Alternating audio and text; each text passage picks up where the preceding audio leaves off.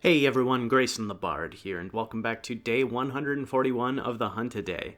Today we are taking down the big bear of Monster Hunter, Arzuros. Continuing my send off to Rise with some of the lower tier monsters, but monsters I still really appreciate, and both of them monsters that were originally introduced in Monster Hunter Tri, Royal Ladroff first off, and then Arzuros today.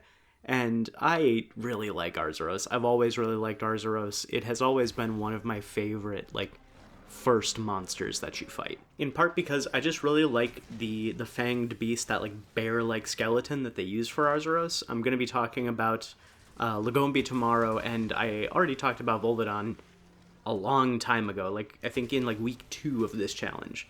Back when me and some friends were doing Rise multiplayer. It's a really fun, simple skeleton that can go a long way, and I still think, Ghost Harag in Monster Hunter Rise was the first time that they've used that skeleton to present, an actual threat of a monster.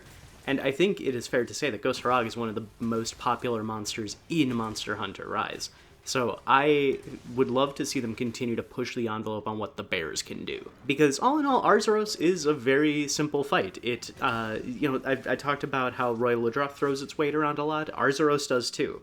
A lot of its attacks are very momentum-heavy lunges, and when it, sweeps its claws at you, it is moving forward at the same time. I talked yesterday about how a lot of the early game monsters are meant to, teach the player something before the later game monsters test what you've learned. And Arzuros does a great job of teaching a lot of different things.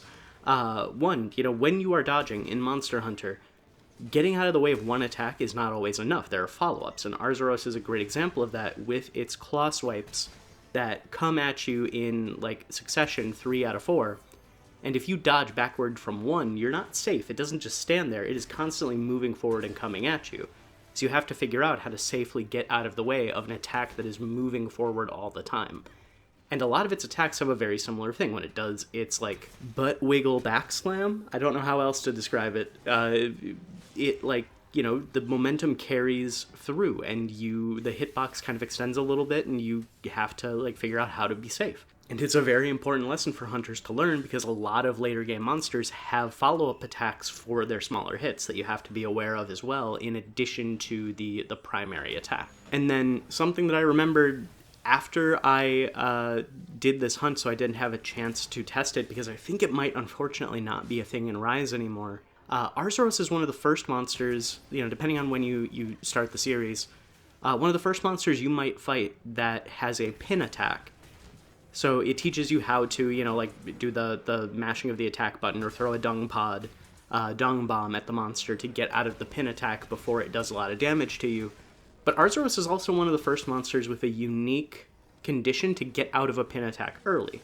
Arzuros is like a honey badger. It is a mix of a honey badger and a bear, and it's a great time. And if you have honey in your inventory in Monster Hunter, I think all the way up to Rise. Again, I can't remember if it is still there in Rise or not. I forgot to test it today. I wish I would have. If you have honey in your inventory when Arzuros initiates the pin attack, it will take the honey out of your inventory. You'll lose the item, but it will release you from the pin early, and it won't do, the big damage. And I love that. It adds to the preparation aspect of Monster Hunter, and it is unfortunately something that I think is kind of going by the wayside in terms of, unique monster interactions. There is, the biggest example that I can think of, I talked about this when I fought Chameleos. Chameleos used to steal your items when it used when it attacked you with its tongue. And in Rise, all it stole was your Spirit Bird buffs. And I can't think of many other, unique interactions like that exist, but I would be surprised if those started to go away. I haven't fought Gypsaros in this hunt today, but he's another monster that has a stealing mechanic. And if Gypsaros were to come back, I wouldn't be surprised if they got rid of the stealing mechanic, and that is a big, big disappointment. Because I think it's a cool way to show players that not only are there, individual things that you can prepare for per monster to make the fights easier, but it shows you that the preparation aspect of Monster Hunter is important, and I really don't want that to go away. So I'm hoping in Wilds, if Arzuros were to come back, which I will talk about now, I really hope they keep the like unique honey interactions where it will like maybe focus down a player more if they have honey in their inventory, and then when they get hit with the pin, it takes the honey out, and then it goes back to like standard levels of aggression for every other player.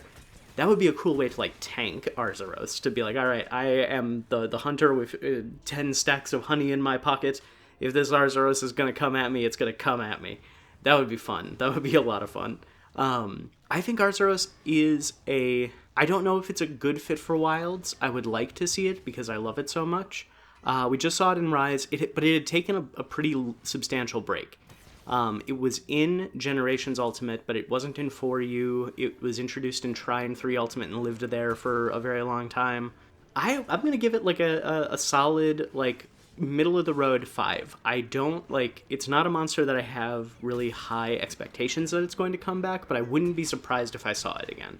So I'm going to put Arzuros middle of the road, 5 out of 10 for coming back in Wilds, and a 7-ish out of 10 for coming back in a future game. It is one of those monsters that I think is going to skip generations more than it's going to be evergreen, so it's harder to say, but I think it is popular and substantial enough that Capcom is going to continue to bring it back whenever they can. And in terms of aesthetics, Arzuros is perfect. He's got that like honey badger bear look. The color palette of the blue and white with like little accents of red and orange is really good. I love his dumb, stupid face and his big like Gene Simmons ass dumb tongue. It's great. It's perfect. I love him. And fighting the anomaly version of Arzuros was a good choice because it gave me more time to actually talk about the monster. I'm going to continue to do that, I think, for the rest of the lower tier monsters I'm fighting.